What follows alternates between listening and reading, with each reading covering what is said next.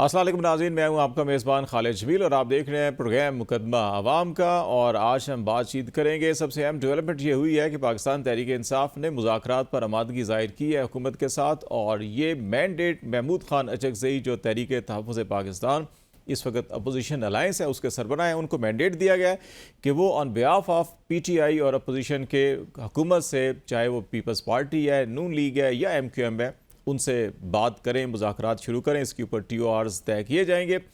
लेकिन PTI जो है कि बराह रास्त खुद हुकूमती इन तीनों जमातों से बात नहीं करेगी। क्या ईद के बाद जो है कि ये मुज़ाकराती अमल शुरू होने से पाकिस्तान के अंदर सियासी जो कशीदगी है वो ख़त्म हो सकती है, माशी तरक्की का सफ़र शुरू हो सकता है, और जो बुनियादी 3-4 बड़े अहम सवालात हैं इलेक्शन फरवरी 2024 के हवाले से भी और फिर कुछ मुस्तकबिल के हवाले से भी, वो किस नहेज की तरफ जाएंगे, इस हवाले से बातचीत करेंगे। और कुछ दीगर कुछ कानूनी और आइनी मामला जो हैं कि वो भी आज उसके ऊपर हम बात करेंगे।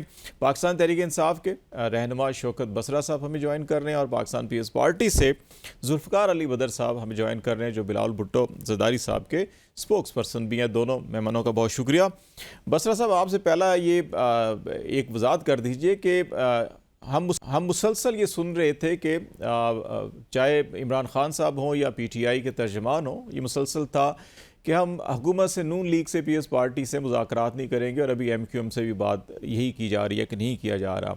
अभी ये जो आमादगी ज़ाहिर की गई है, इससे एक तासुर ये मिलता है कि आपने अपने उस असूली मौक़िफ़ से शायद थोड़ी सी पसपाई इख्तियार की है, और जो मुल्क को चैलेंजेस दरपेश हैं सियासी या माशी, उन हालात से मुल्क को निकालने के लिए कुछ किरदार करना चाह रहे हैं। इज़ इट करेक्ट, या आप समझते हैं कि नहीं, अभी भी आपके जो बेसिक प्रिंसिपल या सवालात हैं वो अपनी जगह कायम है और पहले वो होंगे और फिर मुज़ाकरात होंगे, या आप समझते हैं कि अचकज़ई साहब को मैंडेट दे दिया जाएगा कि आप जिस तरह से चाहें बातचीत को आगे बढ़ाएं?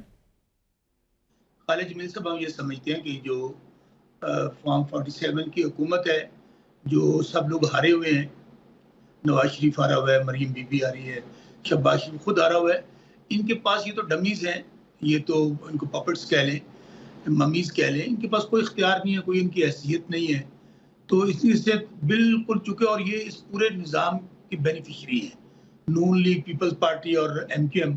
और ज़ाहिर है कि पीपल्स पार्टी MQM के मुतालिक कहती है कि इनने एक सीट भी नहीं जीती, और MQM पीपल्स पार्टी के मुतालिक कहती है, और पूरा पाकिस्तान ये समझता है कि ये इस वक्त जो पाकिस्तान को 8 फरवरी में मैंडेट दिया था इमरान खान को, वो एक अनप्रेसिडेंटेड था, लेकिन पाकिस्तान की तारीख का सबसे बड़ा डाका डाला गया, इलेक्शन चुराया गया, और दिन दिहाड़े आपने देखा कि जिस तरह और ओपनली ये सारा कुछ एस्टेब्लिशमेंट ने किया, और एस्टेब्लिशमेंट की इजाज़त के बगैर क्या आपका जो 16-17 ग्रेड का अफसर है वो इतनी बड़ी हरकत कर सकता था कि अगर शौकत बसरा जीत रहा है 50,000 से और उसको 50,000 से हरा दिया जाए, अगर मियाँ नवाज शरीफ हार रहा है 70,000 से, उसको जितवा दिया जाए।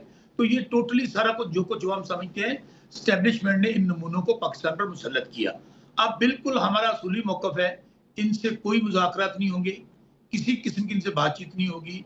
मुज़ाकरात हमारे उनसे करेंगे जिनके पास इख्तियार है, जिनके पास ताकत है, इनके पास तो कोई इख्तियार नहीं है। और हमारे मुज़ाकरात किसी डील के लिए नहीं होंगे, रूल ऑफ लॉ के लिए होंगे, और 2 मेन प्रिंसिपल्स हैं, हमारी मैंडेट की वापसी और असीरान की रिहाई। कोई तीसरा नुक्ता नहीं है। हमें इनकी तरह, आपको अगर हमने रिहाई लेनी होती इमरान खान साहब की डील करके, तो याद है आपको सुप्रीम कोर्ट के अंदर नैब तरमीम का केस हो रहा था, तो वहां पर खान साहब ने कहा कि मैं जेल में हूं और मैं चाहूं तो मुझे रिलीफ मिल सकता है नैब तरमीम को सपोर्ट करके, लेकिन मेरा मुल्क दिवालिया हो जाएगा। अच्छा बसरा इसलिए साहब, ये जो आपका किसी मौक़िफ़ है, ये जो आपका मौक़िफ़ है कि सिर्फ उनसे बात होगी जिनके पास ताकत है या फैसले की कुव्वत जिनके पास है, अचकज़ई साहब तो उस तरफ नहीं जाएंगे। अचकज़ई साहब तो जरदारी साहब के पास जा सकते हैं, नवाज शरीफ साहब के पास जा सकते हैं, शहबाज शरीफ साहब के पास भी जा सकते हैं, वो खालिद मकबूल सिद्दीकी के पास भी चले जाएंगे, फारूक सत्तार के पास भी चले जाएंगे। लेकिन अचकज़ई जिनको हम जानते हैं वो तो उधर नहीं जाएंगे जिधर आप कह रहे हैं कि बात होनी चाहिए। अचक ज़ई साहब हमने जो 6 रुकनी इत्तेहाद बनाया है, तहफ़्फ़ुज़ आईन पाकिस्तान, हमारी आप मूवमेंट का नाम देख लें, तहफ़्फ़ुज़ आईन पाकिस्तान। इससे आपको अंदाज़ा होना चाहिए कि कोई डील नहीं, कोई डील नहीं। इनकी तरह मुल्क से बाहर नहीं जाएंगे, इनकी तरह 10-10 साल के वायदे नहीं करेंगे, पाकिस्तान को लूट के मार वो बाहर ले जाए, फिर पाकिस्तान में वापस आ जाए, बिल्कुल नहीं। अचकज़ई साहब करें बात, बिल्कुल करें, उनको भी गलतफ़हमी दूर हो जाएगी। अचकज़ई साहब समझते हैं कि ये सियासी कुफ्ते हैं, हम ये समझते हैं कि सियासी कुफ्ते नहीं हैं। ये बेचारे इस वक़्त अवाम के मुस्तरद करदा लोग हैं, अवाम इनकी शक्लें नहीं देखना चाहते, अवाम इनसे नफरत करते हैं, अवाम इनको जेलों में देखना चाहते हैं। कोई सदर बन गया है, कोई वज़ीर आज़म बन गया जालसाजी के साथ, कोई वज़ीर आला बन गया, गवर्नर बन गया। अगर अशक ज़ई साहब, मैं फिर कह रहा हूँ, अच्छी बात है, वो कहते हैं कि मुझे बात करने दें, करके देख लें वो।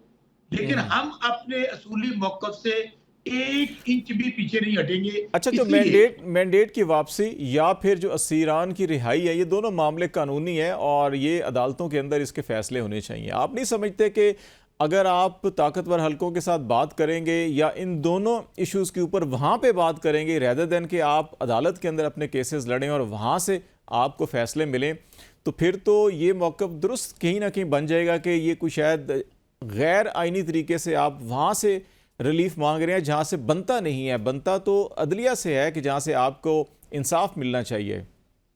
खालिद जमील साहब, बहुत ही अच्छा आपका रेलेवेंट सवाल है।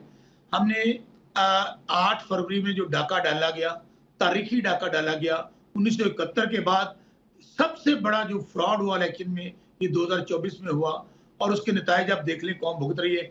हमने दरखास्त दी हुई है चीफ जस्टिस काजी फायज़ी साहब को, सुप्रीम कोर्ट में दी है कि इस पर फुल कोर्ट बनाएं और इसकी लाइव प्रोसीडिंग दिखाएं।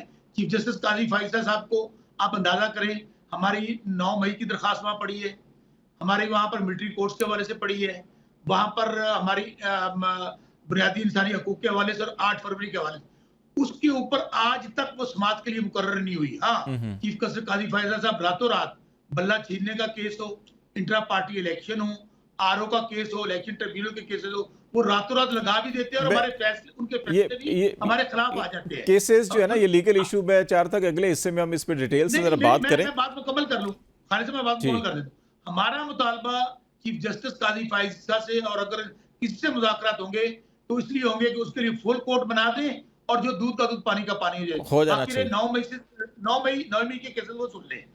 9 मई में 1 साल हो गया है, लोग बेगुनाह जेलों में पड़े हैं, चलान पेश नहीं किए जा रहे। मिलिट्री कोर्ट के अंदर आसान न्यायालय में 100 लोग हैं। आप खालिद साहब बताइए, पिछले दिनों लोग मरी हुए हैं मियांवाली और सुरगोदा से, क्या हुआ? उनको थ्रेट दी जा रही है जजेस को, उनकी जान के लाले पड़ेंगे, आप मार देंगे। हम बिल्कुल रूल ऑफ लॉ चाहते हैं, अदालतों के जरिए हम चाहते हैं कि दूध का दूध पानी का पानी हो। जुल्फ़िकार साहब, ये बड़ा एक अहम इशू ये है कि इस वक्त हर फरीक ये कहता है, हर सियासी जमात ये कहती है कि पाकिस्तान को आगे बढ़ाने के लिए कि बातचीत करनी पड़ेगी, बैठना पड़ेगा। अगर अशक ज़ई साहब की क़यादत में उसमें जितने भी इत्तेहादी जमातें हैं उनका एक एक नुमाइंदा शामिल होता है, तो हुकूमत को इस पर कोई एतराज़ तो नहीं होगा कि नहीं जी इमरान खान को होना चाहिए? या आप समझते हैं कि अगर अशक ज़ई साहब की सरबराही में एक PTI का कोई नुमाइंदा, चाहे वो असद कैसर हो, चाहे वो उमर अयूब हो, या ABCD जो भी हो और बाकी जो भी नुमाइंदे हैं, तो इस पर मुज़ाकरात का अमल शुरू हो जाना चाहिए ईद के फौरी बाद? शुक्रिया खालिद जमील साहब, आपने अपने प्रोग्राम में बुलाया। देखें, बहुत अच्छी बात है कि अगर मुज़ाकरात का अमल शुरू हो जाता है, अशक ज़ई साहब इसको इनिशिएट करते हैं और इसमें तमाम स्टेक होल्डर्स का एक एक नुमाइंदा शामिल होता है। इसमें PTI भी और भी दीगर जमातें जो हुकूमत में बैठी हैं या पार्लिमान में बैठी हैं, अपोजिशन में बैठी हैं या पार्लिमान से बाहर बैठी हैं, उनके तमाम नुमाइंदे बैठे हों। असल बात यह है कि अगर इसका सियासी डायलॉग ये चलता है और इसका कुछ सियासी हल निकाल लिया जाता है तो ये बहुत खुशाइन बात है। लेकिन अगर इसमें इमरान खान साहब जो है वो अशक ज़ई साहब की बात को, क्योंकि उन खान साहब की तो गारंटी अभी तक कोई भी नहीं कर रहा, अगर अशक ज़ई साहब की बात को, जो वो बात तय करते हैं तमाम स्टेक होल्डर्स के साथ बैठ के, उनकी बात को ऑनर नहीं करते तो फिर मामला कहाँ पे जाएगा? तो ये बड़ा इंपॉर्टेंट सवाल है, बिकॉज इमरान खान साहब की गारंटी ना उनकी जमात का कोई लीडर कर रहा है, ना किसी दीगर जमात का, ना कोई पाकिस्तान से बाहर जो इंटरनेशनल इदारे हैं या कोई मुल्क है, कोई भी शख्स इमरान खान साहब की जो है वो गारंटी करने को तैयार नहीं है कि वो उनकी बात को मानेंगे। लेकिन ये बहरहाल बारकैफ ये अमल जो गुफ्तगू का है, डायलॉग का है, ये बड़ा इंपॉर्टेंट है। इसमें अगर अशक ज़ई साहब इनिशिएट करते हैं, तमाम लोग आते हैं, बातचीत करते हैं और तमाम दीगर जमातों के स्टेक होल्डर्स के नुमाइंदे शामिल होते हैं, इस बातचीत के जरिए बहुत सारे मामलात का हल निकाला जा सकता है। इस बातचीत के जरिए तमाम फरीकैन को मौका मिलेगा कि वो अपनी अपने जो तहफ़्फ़ुज़ात हैं उसको टेबल पे रखें, बातचीत करें, मामलात करें। और ये मैं समझता हूँ ज़ाती तौर पे कि ये जो अमल है गुफ्तगू का गुफ्तो शनीद का या डायलॉग का या आपस में बैठ के एक दूसरे के साथ तहफ़्फ़ुज़ात को आगे रखने का, ये एक अनकंडीशनल होना चाहिए कि आप जब आके बैठे तो आपकी कोई कंडीशन नहीं होनी चाहिए। जब आप अनकंडीशनली आके साथ बैठेंगे, बातचीत करेंगे और बातचीत का अमल शुरू होने के बाद आप अपनी-अपनी रिजर्वेशंस या सजेशंस या अपनी-अपनी जो भी मामलात है, वो पेश तहफ़्फ़ुज़ात किए है, जा उसको सकते हैं। सामने अच्छा जुल्फ़िकार साहब ये वो पेश बताइएगा कि करेंगे तो ज़्यादा बेहतर होगा। आसिफ ज़रदारी साहब जो है कि अमूमन सियासत के अंदर मुफाहमत के हवाले से उनके किरदार को तमाम सियासी हलकों के अंदर तस्लीम किया जाता है। बेशतर जमातें उनके इस किरदार को अहमियत भी देती हैं और इस वक्त वो सदर मुमलिकत भी हैं जो कॉन्स्टिट्यूशनल हेड ऑफ स्टेट का ओहदा है। तो क्या इसमें ज़रदारी साहब इनिशिएटिव ले सकते हैं कि अब जब PTI की तरफ से ये वाज़ेह चीज़ें आ गई हैं और ये भी कहा जा रहा है कि इमरान खान ने कहा है जी कि अचकज़ई साहब जो भी फैसला करेंगे वो उनको काबिल कबूल होगा, ये अभी पब्लिक स्टेटमेंट भी आ रहे हैं PTI की जानिब से, तो क्या जरदारी साहब अगर इनिशिएटिव लें तो ज़्यादा बेहतर नहीं है? नून लीग के साथ शायद मुमकिन है कुछ तहफ़्फ़ुज़ात हो सकते हैं, एग्जेक्टिव का जो अभी रोल पिछले चंद महीनों से है उसके ऊपर बड़े एतराज़ात हैं। देखिए, अगर ये जो आपने बात जिस तरह की है कि अचकज़ई साहब को उन्होंने मैंडेट दिया, एम्पावर किया है बातचीत का, ये खुशाइन चीज़ है। अगर ये मैंडेट उनको दे दिया जाता है और बातचीत की जाती है, तो मैं समझता हूँ जब सारे फ्रीकैन मौजूद हों, तो इस पे आसिफ अली ज़रदारी साहब अपना जो इम्पोर्टेंट रोल है, वो प्ले कर सकते हैं और खुश इसलूबी से इस मामले को हल करा सकते हैं। इसमें हुकूमत के साथ भी जो मामलात हैं, उसमें हुकूमत भी रुक सकती है, रिलीफ भी मिल सकता है, चीज़ें बेहतर भी हो सकती हैं और मामलात को आगे भी लेके जाया जा सकता है। लेकिन ये इसी सूरत में मुमकिन है कि ये जो बात है, इस बात पे इमरान खान साहब खड़े रहे और जो मैंडेट दिया है, वो मैंडेट उसी तरह रहे और ये जो सियासी स्टेक होल्डर्स के साथ बातचीत है, ये बातचीत का अमल आगे चले। अगर इसके ऊपर देखें, आज ये बात कहते हैं क्योंकि खान साहब का, जैसे मैंने पहले कहा कि बात तो कर देते हैं लेकिन अगले मिनट यू टर्न ले लेते हैं और फिर कहीं पे खड़े नहीं होते किसी एक जगह पे, तो प्रैक्टिकली कोई भी उनकी बात के ऊपर जो है वो अमल पैरा नहीं होगा। बस उनकी बात चले एक जुल्फ़िकार साहब ब्रेक लेनी है, हमें छोटी सी ब्रेक लेते हैं और ब्रेक के बाद वापस आए तो फिर ये देखते हैं कि बातचीत आगे बढ़ेगी कैसे। और दूसरा, बातचीत के लिए कुछ बुनियादी लवाजमात होते हैं, माहौल बनाया जाता है। क्या पाकिस्तान में इस वक्त सियासी सतह के ऊपर या इंतज़ामी सतह के ऊपर, पंजाब में या मरकज़ में हुकूमती जो इक़दाम हैं, वो ऐसा माहौल है कि जो एक दूसरे तमाम फ्रीकैन को एक टेबल पर बैठ कर बातचीत करने के लिए जो है कि उसको साजगार करार दिया जा सके? इस पर हम बात करेंगे। ब्रेक के बाद हमारे साथ रहिएगा।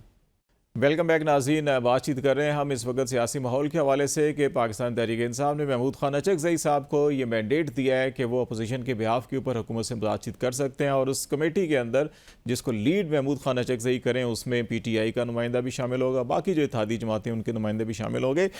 बसरा साहब हमारे साथ हैं, शौकत बसरा साहब पाकिस्तान तहरीक इंसाफ से, और जुल्फ़िकार अली बदर साहब पाकिस्तान पीपल्स पार्टी जो तर्जमान है बिलावल भुट्टो ज़रदारी साहब के। बसरा साहब, एक वैलिड पॉइंट है कि इसमें जो बदर साहब भी कह रहे थे और जो मैंने ब्रेक से पहले एक सवाल भी उठाया कि सियासी माहौल इस तरह से आपको दिखाई देता है कि वो भी मौजूद है कि जिसके अंदर ये मामलात आगे बढ़ सकें। अगर अचकज़ई साहब हुकूमत से रब्ता करते हैं तो आप उम्मीद करते हैं कि कुछ माहौल के अंदर भी ईद के बाद बेहतरी होगी? अभी तक तो हमें कुछ ज़मीनी हक़ाइक़ डिफरेंट नज़र आ रहे हैं। खालिद जमील साहब, आपने ब्रेक से पहले बात कही थी कि मुज़ाकरात का माहौल होता है, एटमॉस्फेयर होता है। देखिए, एक तो ये जाहिर है सिलेक्टेड लोग हैं, इनके पास कोई इख्तियार नहीं है और हारी बेशक ये फॉर्म 47 के हैं, चले हुकूमत तो है बेशक जाली है। अब माहौल हुकूमत ने फराहम करना होता है अगर मुज़ाकरात करने में ये संजीदा हो। रऊफ हसन पर कातला, और गुज़श्ता आप देख लें 9 मई के बाद ऑनवर्ड इमरान खान जुबानी चेयरमैन है, तहरीक इंसाफ के चाहने वाले वोटर सपोर्टर, जो जुल्म जबर है तहरीक इंसाफ के लोगों के साथ हुआ है पाकिस्तान की तारीख में, कम से कम मुझे तो उसकी कोई मिसाल नहीं मिलती और आज भी वो सिलसिला जारी है। खास तौर पे आप देखें कि रऊफ हसन साहब पर कातलाना हमला, इलेक्शन के बाद आप देख लें हमारे दफातर तोड़ दिए जाते हैं, सील कर दिए जाते हैं। हम कोई पुरअमन 4 या 5 लोग भी अगर झंडा लेके बाहर निकलते हैं, उन पर दहशतगर्दी और गद्दारी के मुकदमे दर्ज कर दिए जाते हैं। पंजाब में तो इस वक्त अमली तौर पर इस वक्त हिटलर स्टाइल की हुकूमत है, पुलिस स्टेट बना दिया गया है। आज भी हमारे घर तोड़े जा रहे हैं, आज भी घर चादर तिवारी तकद्दुस को पामाल किया जा रहा है। अभी आप देखें कि हमने कन्वेंशन शुरू किए 4 दीवारी के अंदर। हमाद अजहर हमारे पंजाब प्रेसिडेंट हैं, उनके ऊपर गद्दारी की, हाफिजाबाद के अंदर किसानों के हवाले से उन्होंने स्पीच की, गद्दारी की सेक्शन लगाकर 500 बंदे के खिलाफ एफआईआर दे दी गई। अभी भी अभी आप देख लें, अजहर बिशवानी के भाई जो हैं वो गायब हैं, उनको अगवा कर लिया गया है। डॉक्टर शहबाज गिल के भाई को अगवा कर लिया गया, अदालतों में पेश नहीं कर रहे हैं। हमारे वकास अमजद हैं इंफॉर्मेशन सेक्रेटरी, उनको अगवा कर लिया गया है लाहौर से। इसी तरह हमारे वहां पर सीनियर नायब सदर अब्दुल करीम है, उनको अगवा कर लिया गया। ये मुझे बताएं, क्या ये मुज़ाकरात का माहौल है? और उसके बाद आज भी कल हमारा पुरअमन एहतजाज था। आप यकीन मानिएगा कि जहां से हमारे थोड़े लोग निकले, वहां पर लिया के अंदर शेलिंग हुई। इस्लामाबाद में इस वक्त बैठा हूं, यहां पर आपने देखा कि प्रेस क्लब के सामने क्या उन्होंने वहां पर दहशतगर्दी की, उनको वहां से उठा लिया गया, जेलों में बंद कर दिया गया, ईद भी उनकी जेल में गुजरेगी और उन पर 780 के मुकदमे दर्ज कर दिए गए। इन हालात में क्या खालिद जमील साहब ये माहौल है मुज़ाकरात का? दूसरी बात, इनको जिन्होंने मुसल्लत किया एस्टेब्लिशमेंट ने, जो हारे हुए थे, जाहिर है उनके वजह से ये आज बैठे हैं, उनसे कम से कम फिर इजाजत ही ले लें कि हम लोग एस्टेब्लिशमेंट से इजाजत ले लेते हैं, अथॉरिटी लेटर ले लेते हैं मुज़ाकरात का, चले हमें फिर भी महसूस हो।